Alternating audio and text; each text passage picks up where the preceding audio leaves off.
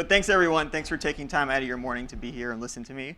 The title of this speech is The Evolution of Where, but to abstract it up a little bit, what it really is sort of the story of how the increasing intelligence of computers and really the ability of computers to increasingly think and understand and answer questions the way a human would impacts the way we do our jobs and the way we should think about technology and messaging and relationships to consumers.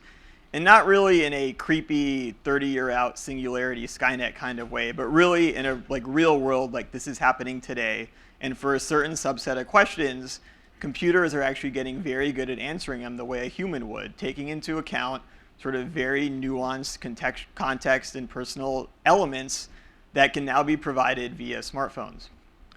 So the way I'm going to demonstrate this is through sort of narrowing it down to what seems like a very simple question: where am I? But this is actually a very complex question. If you think about how you, as a person, would answer this question based on where you were and what you were doing and who asked you the question, you would actually give a very wide range of answers. And computers traditionally have answered this question in a very literal and dumb way. But they are getting better at it, and the way they are getting better at it has huge implications for the way we think about what we should be doing. So let's look about how a human would answer this question. Let's think about how me, right now on this stage, would answer this question if someone asked me where I was. Well, there's the geographic elements. This is pretty straightforward, very literal. I could say I'm in New York. I could say I'm on the East Coast. I'm at Appella. I could give an address. I could give an intersection. There's a wide range of answers, but I would actually give a different one of these based on who was asking me. The address does not mean all that much to most people. It's really only helpful to maybe a taxi driver or someone who lives in New York. The I'm at Appella, of course, only means something to someone who knows what this is or knows why I may be here. And then the New York and the East Coast, they're very general answers. Not very helpful for anyone who actually knows I am here, but could be helpful for someone who's back in Los Angeles where I live and wants to know, hey, where are you right now? Oh, sorry, I'm not here. I'm in New York. There's another set of answers I can give. I'm at a conference. I'm at the Mobile Leaders Alliance event. These answers, the second answer specifically, I would probably only give to less than 10 people. One of them, my colleagues in the room here. But really, there's probably only less than 10 people for whom this answer is relevant. But for them, it's extremely relevant. And for them, I would answer this question in a way so that they actually know where I am and what I'm doing.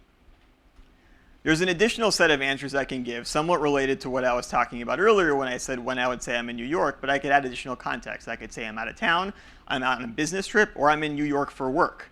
And these may sound similar, but I'll get to why these are actually very different and much more sophisticated answers to give, at least for a computer, in a minute. And then there's this set of answers, which thankfully I don't have to give, and probably Dan is thinking they don't have to give him. But let's say I wasn't here, I could give this set of answers saying I'm running 5 minutes late, I'm in a cab, I'll be there in 5, I'm walking in the door. Sort of another set of answers that kind of answers the question of where I am, but not really. It only answers the question of where I am for people who know where I should be and have a huge vested interest in knowing why I'm not there right now. But for them, an incredibly relevant answer.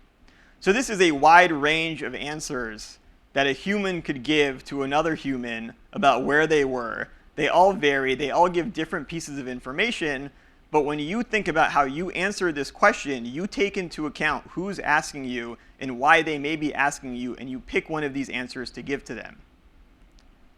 Now let's think about how a computer answers this question. It's actually kind of stupid.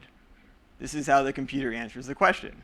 It doesn't actually mean that much to anyone in this room. If it does mean something to you, then please contact me, and you may want to work at Factual, because we like to play this game. Well, I think 5 of us like to play this game, me being one of them, where we might see a random lat long and we'll try and guess where it is. But if we're lucky, we'll guess a continent or a body of water. We're not going to guess a city or even a specific place. It's actually just, it's very hard for humans to comprehend this. This does, however, mean something to computers, but you have to do a lot of work to get there. So how do we get from that string of numbers, that lat long, to this set of answers? And this is what I'm really talking about when I say the evolution of where. It's a series of advancements in data and technology that have happened over the past 10, 15 years, 20 years maybe, that allow us to get in a programmatic way from this string of numbers to very relevant contextual answers. And that's what we call turning location data into context. So those 4 slides I showed you are actually 4 different sets of information and require 4 different things, 4 different types of data, 4 different algorithms that actually have feedback loops on building each other, and I'll explain why through the next series of slides. So the first thing you need to do is validate the lat long. This actually only matters if you're operating with data coming through the mobile ad tech ecosystem. But if you are, this is hugely important. You may have seen the stats that anywhere from 30 to 80%, depending on who you talk to, of the location data in the mobile ad tech ecosystem is invalid. It's insufficiently precise. It may be inaccurate. It's just not good enough for the types of things that I'm talking about here. This is not necessarily all due to fraud. It's not necessarily all due to malicious intent. There's a variety of reasons why this data is not necessarily good enough. Last week, actually, the MMA released a white paper on a variety of reasons why this is true. It's quite good. If you're interested in learning more and going beyond sort of simple explanations such as fraud or data is bad, I suggest you read the paper. But if you are working with data in the mobile ad tech ecosystem, you need to do this. You need to clean out all the bad stuff. Once you do that, you get to what we call at Factual place attachment.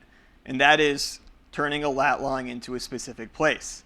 This may seem easy, but it's actually not trivial at all. It's quite complicated, especially in dense, urban, multi-level environments like New York City. Just because you have a polygon of a building doesn't mean you know what specific business the person is in that building. You may have overlapping polygons of places. You may want to be able to tell the difference between a campus and a separate building that overlap each other. These are all very complex things. You need to do things like look at historical patterns over time and day, something that we call the point cloud. What does the historical relationship between points attached to specific businesses with sort of canonical answer data look like, and use that to build models that take into account all sorts of information. So we have things that we call time-place rank that look at what's the relative ranking and probability of any given random person being at a place at a specific point in time and day of week. There's all sorts of things to go into this, and a lot of the things I'm talking about after actually give feedback loops into this process. But the key takeaway here is that place attachment may sound simple. It's actually very complex, and if you're doing anything around location, you need to make sure that you nail this first critical step right. Otherwise, everything further down the chain that I'm going to talk about is going to be wrong.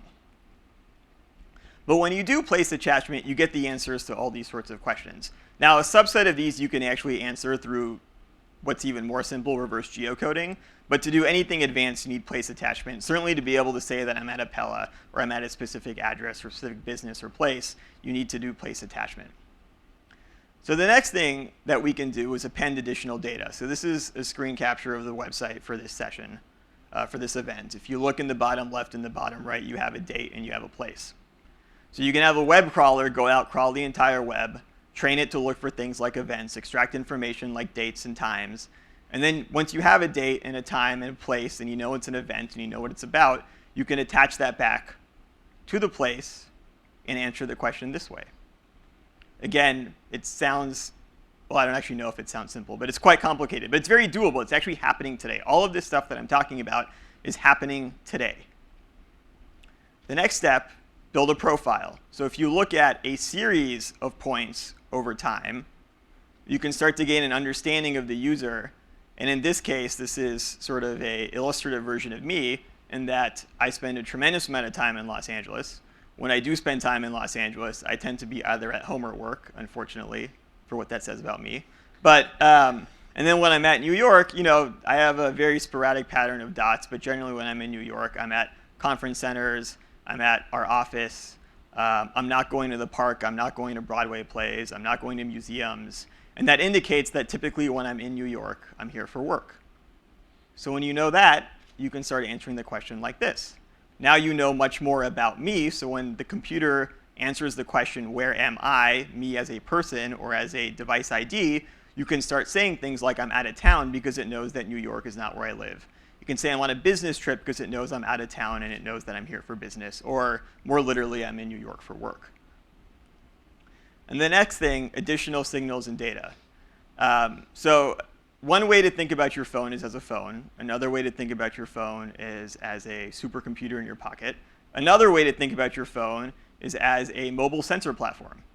And there are a wide variety of sensors on your device that can tell you things like speed and bearing and altitude and barometric pressure. It can tell you light, it can tell you noise if the microphone's on. There's this huge range of signal data that can then be used to answer these questions in much more intelligent ways. There's also additional data on the device that's not necessarily signal data, but data contained in your calendar, data contained in your contacts, data contained on your photos, sort of all that set of permissions that apps ask for when they install and say, can I see this, can I see this, can I see this? And all of that data can be stitched together to say very interesting things. But by pulling all of that together, it's how you can start answering these types of questions. So I'll be there in 5. You have to know where I'm going. You have to know when I'm supposed to be there. And you have to know where I am and how fast I'm going and what everything in between looks like to answer that question. So what is a very simple question for a human to answer is actually a very complicated question for a computer to answer, but it is very doable today. And it's being done today.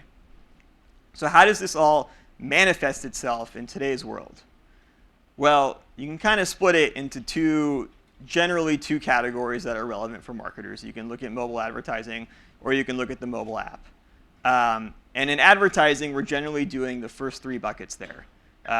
We're doing the place attachment, we're doing the additional data, we're doing the profile. In mobile apps, we're doing everything that's additionally on the device. Now, there are certain players who have the capability to pull information off of the device and manifest it for mobile advertising, but generally, if you're working within the mobile ad tech ecosystem, that advanced data off the device is not generally available. The whole infrastructure of that world, of that landscape, hasn't quite been built out to accommodate this stuff. That's not to say it's not going to be. I'm sure it will be over the next 2 to 5 years, but today it's not. But today, all of that data is available for anyone who is on the device who's building an app. So how does this manifest itself in terms of tactics or things you may have heard? Well, generally speaking, and again, there's some level of abstraction and simplification here, but when you do place attachment, that lets you do things like footfall analysis, that lets you do things like geofencing, lets you do things like dynamic creative based on where the user is. When you start adding in event data, and again, there's whole hosts of third-party data sets you can attach. For this example, I'm using events, since that's most relevant for the where am I. But you can do real-time event targeting. And of course, location-based audiences have been an increasingly hot topic over the past 3 years, and that's a manifestation of the location-based profile. Now for mobile app personalization, here you can actually probably see a story of how your interaction with location-based apps has evolved over the past 10 years. To start, you got place check-in, you got what I call dumb local search, and dumb local search is when the same search for the same person in the same place yields or the same search for 2 different people in the same place yields the same set of results. That's dumb. Different people want to do different things, different people prefer different things, and it should be smarter. But 8 years ago, we started with dumb local search, and if you remember, actually 8 years ago, it was a huge advancement just if you didn't have to put where you were in the search box. The fact that your phone knew where you were was great. Now it seems simple, but back then it was great. And then obviously geofencing for the purpose of the app. And then we have event check-in and event-based search. Again, that sounds simple, but event-based search is actually still something that not many people have nailed, and certainly the big guys are trying to still figure out. And that's stuff like what's going on at this event I'm at right now. So that could be tweets, that could be photos, that could be other types of messaging, that could be news. There's a lot of people working on it. There's different feature sets, but it certainly hasn't been nailed. And then when you get to the audience side, you get personalized search, personalized content, and personalized recommendation. And this is where you get to 2 different people in the same place at the same time running the same search, getting different information. And that is certainly the way the world is going, and that is certainly the way anyone who is presenting content to a user needs to go, and needs to start thinking about. And then when you get into the sensor data, and you get to the additional data on the device, you get to smarter personalization, you get to what's called anticipatory search, where you actually present the search result or the information that the user is interested in before they ask about it. And you get to the virtual assistants that we're seeing from the large players in this space. I've got an interesting story about that, but I'm going to save that for the end. So what happens when mobile ad targeting gets down to that last purple chunk? This seems simple, smarter, smarter, smarter, smarter, but that's the reality. It's all this stuff gets smarter, and all this stuff actually becomes more complicated to do for you as a marketer. You have to now think about how do you meet the consumer's expectations of messaging them in a smart way. The more capabilities that exist and the higher the bar goes on the app side is higher the bar is going to go on the ad side, and people are going to expect you to message them in ways that take into account everything that you should know about them, of course, in a non-creepy and privacy-safe way. So this brings me to Factual real quick. What we do is we help people take advantage of location data. You have data, you want to do all these things with it. We have technology and data that let you do these things with it. And we enable a whole host of players in the ecosystem. On the large side, we work with Facebook, Apple, Microsoft, Yelp, Groupon, TomTom, Telenav. In the mobile ad tech side, we work with 40 some odd DSPs. Some of our partners are sitting in the room, such as Sonata and Xaxis. And if there's others, I know Adelphic is going to be around here tonight or later this afternoon. But real quick, not to dwell on what we do, the story I was going to tell you. So I was in Cologne at Demexco about a month ago, and after dinner, we're out. It was with one of my friends.